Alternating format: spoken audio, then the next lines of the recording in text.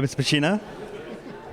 Backing away. I just took a little respite. Oh, so very nice to meet you. It's a pleasure. Nice to meet you. Now, it's a wonderful film. The story, when I heard about it, I thought it was too extraordinary to be true, but of course it is. Now, Isn't that something? yeah, I mean, what was your feelings when you heard about it? Well, I'm very glad because it makes the movie kind of credible to know that it really happened. So I enjoyed it a lot. I liked the story very much because it was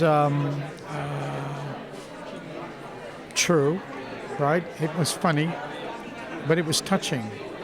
And I love the idea of someone trying to survive because he wrote this opening 21-year-old kid writes this song and he's being hailed as the next Bob Dylan and his next album is eviscerated, so he now has to survive that, and he does.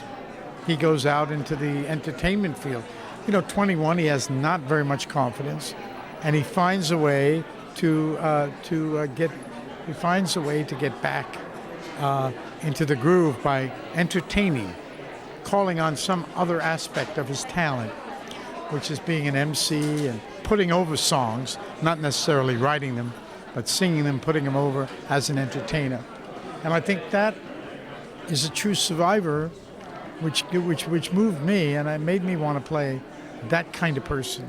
Did you identify with that, like when you were younger in your career? You must have had a lot of success. Obviously, you did have a lot of success, but when you didn't have some of that success, did you go through some of those emotions yourself?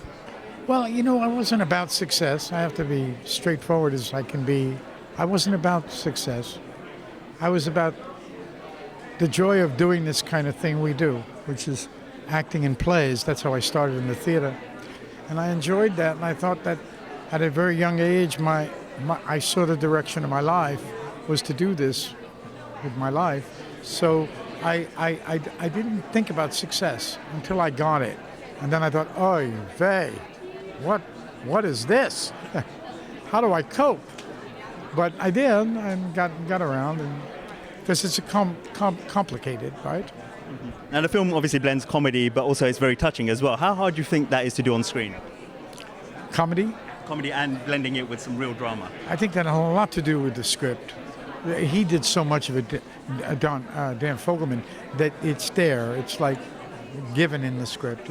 It's so in a way, not that it's easy, but he did that. He allowed that to happen, and that's what he felt as a director too, because that was his vision. So hats off to him. He did a great job.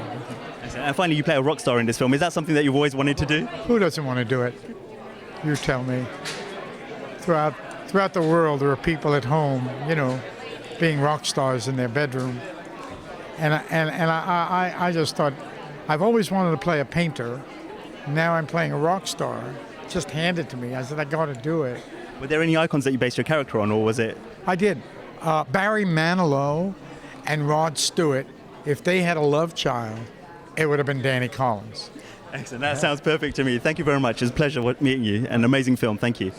Ladies and gentlemen, you're watching Hey You Guys! Hey You Guys, huh? Hey You Guys. Is that from the Goonies? It is indeed, yeah. Nice. Hey You Guys!